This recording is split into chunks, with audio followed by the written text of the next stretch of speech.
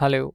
हाँ जी दोस्तों, ध्यान से सुनना। आज की जो क्लास है बहुत इम्पॉर्टेंट है और ये वीडियो मैंने दोबारा से बाद में जो है इसको रिकॉर्ड करके मैंने यहाँ पे डाला है, क्योंकि इस पर्टिकुलर प्रोविज़न में मुझे कुछ चीज़ें अपडेट करनी थी।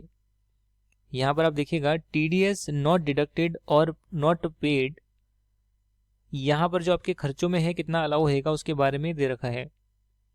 अगर आपका TDS आपने डिडक्ट नहीं करा, कब डिडक्ट नहीं करा? जिस प्रीवियस ईयर का खर्चा था, प्रीवियस ईयर में डिडक्ट होना था, नहीं किया, तो उस साल में जो है एक्सपेंस को आप डेबिट नहीं कर सकते हैं।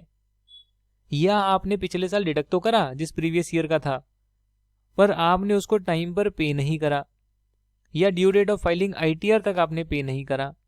यहाँ पर लिख लेना not paid till ITR date. और इनकम टैक्स रिटर्न की डेट आपको पता है कि अगर ऑडिट कराना जरूरी नहीं है तो 31 जुलाई, और ऑडिट कराना जरूरी है तो 30 सितंबर, जो भी नेक्स्ट ईयर होता है वो आपकी रिटर्न की डेट होती है।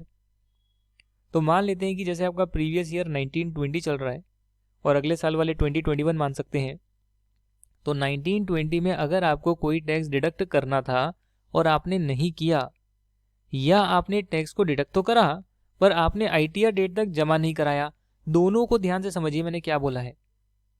डिडक्ट ही नहीं करा, डिडक्ट बाद में करा आप ये कह सकते हैं, या डिडक्ट पहले करा बट ड्यू डेट तक जमा नहीं कराया, इन दोनों केसेस में जो एक्सपेंस होता है वो डिस अलाउ होता है, यानी आप उस खर्चे को P&L में डेबिट नहीं कर सकते हैं। और ये कितना खर्चा होता है? 30% होता है, यानी कि 70% तो फिर भी आप डेबिट कर सकते हो। तो क्या सर हम ये 30% खर्चे को कभी भी P&L में नहीं डाल पाएंगे? द आंसर इज नो, आप लोग डाल पाएंगे, बट आप कब डाल पाएंगे? उसे अगले साल डाल पाएंगे जिस साल में आपने एक्चुअली में वो TDS का पैसा जमा करवा दिया है। उस साल के प्रीवियस ईयर के PGBP की इनकम में आप उस खर्चे को डेबिट कर पाएंगे। हालांकि एक चीज और भी है यहाँ पर जो नोटिस करने वाली बात है कि अगर असेसी यानी जिसको TDS काटना है वो टैक्स नहीं काटता, वो टैक्स पे नहीं करता, बट जो पेई है जिसको पैसा दिया गया है वो अपनी रिटर्न में शो कर देता है और उस पर टैक्स भी पे कर देता है, उस केस में जो है आप P&L में डेबिट कर तो सकते हैं, पर कौन से साल में कर सकते हैं ये क्वेश्चन मार्क है। मान लेते हैं कि आपका ईयर चल रहा है 1920 चल रहा है और 1920 ईयर में TDS कटना था और आपने नहीं काटा। तो अगर 1920 ईयर में TDS कटना था और आपने नहीं काटा, उस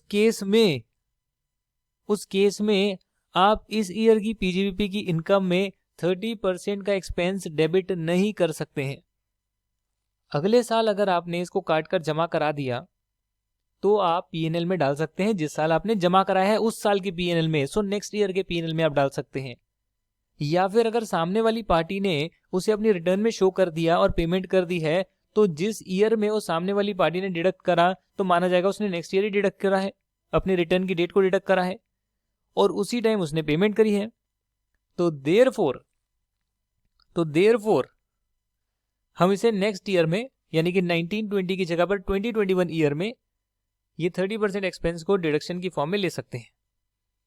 तो ये बात यहाँ लिखी हुई है, यानी दो चीजें मैंने आपको बताई। आपका 1920 ईयर है और उसमें आप अगर डिडक्ट नहीं करते हो, डिडक्ट होना था, तो फिर आप इस साल के P&L में 30% का खर्चा डेबिट नहीं कर सकते हैं।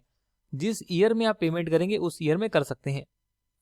या आपने इस साल डिडक्ट तो कर लिया पर रिटर्न की डेट तक जमा नहीं कराया, उस केस में भी आप इस साल की इनकम में 30% अलाउ नहीं करेंगे, इस साल के P&L में 30% का एक्सपेंस अलाउ नहीं करेंगे। जिस साल में पेमेंट करी है उस साल आप अलाउ करेंगे। इसके दो सेक्शन है दोस्तों, section 40 clause A, sub clause I and 40A IA।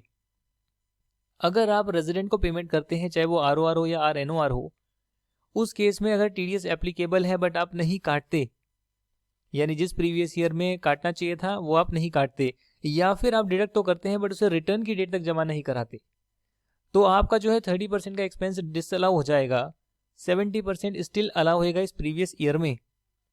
अगर फ्यूचर में आप TDS जमा करा देते हैं, उस केस में जो 30% अभी डिसअलाउ हो गया था वो भी अलाउ हो जाएगा in the previous year when TDS is paid, जिस साल में TDS पे किया गया है, यानी नेक्स्ट ईयर में। हालांकि यहाँ पे ट्विस्ट ये है दोस्तों कि अगर आप नॉन रेजिडेंट को पेमेंट करते हैं उस केस में टीडीएस एप्लीकेबल है, बट आप उसे नहीं डिडक्ट करते। जिस प्रीवियस ईयर में डिडक्ट होना चाहिए उसमें नहीं करते, ये डिडक्ट तो करते हैं उस प्रीवियस ईयर में, पर ड्यू डेट ऑफ आईटीआर तक पेमेंट नहीं करते हैं। उन दोनों केसेस में 100% का खर्चा डिसअलाउ होएगा, 100% का खर्चा डिसअलाउ हो जाएगा। हालांकि अगर टीडीएस आप फ्यूचर में पे करते हैं तो जिस ईयर में पेमेंट करी है उस ईयर में अलाउ होएगा। उदाहरण के तौर पे यहाँ पर एग्जाम्पल देखते हैं। ABC limited paid 1 lakh to Mister A, a chartered accountant, for professional services rendered in previous year 1920। अब ये सर्विसेज 1920 में दी गई है, इसकी जो फीस है वो दिसंबर 19 में पे कर दी, पर आपने टीडीएस नहीं काटा, 1920 ईयर में नहीं काटा, बल्कि 2021 ईयर में आपने टीडीएस काटा। तो ये प्रॉब्लम हो गई ना, जिस साल में कटना चाहिए था उस साल नहीं काटा, या उस साल काट लिया पर आईटीआर तक जमा नहीं कराया। दोनों ही केसेस में आप इस साल में, यानी कि जो 1920 ईयर है उस साल में आप 30% डिस अलाउ करेंगे। हालांकि टीडीएस को इन्होंने बाद में काटा और जमा भी करा दिया, और जमा भी कब कराया, 5 अक्टूबर 2020 को। तो जो पीजीपी इनकम 1920 की अभी दे रखी है 50 लाख, और जो उसके नेक्स्ट ईयर की दे रखी है 20 लाख, उसमें जो ये है डेबिट करा हुआ है। जो 1920 में जो खर्चा है 1 लाख का पूरा डेबिट किया हुआ है, आपको करेक्ट इनकम बतानी है। तो दोस्तों जैसा मैंने आपको बताया कि जो टीडीएस है वो आपने डिडक्ट कर लिया है, यहाँ पर इसको काट देना before due date of filing ITR, इसको आप सही कर लेना। सिंपल लिखना टीडीएस डिडक्टेड,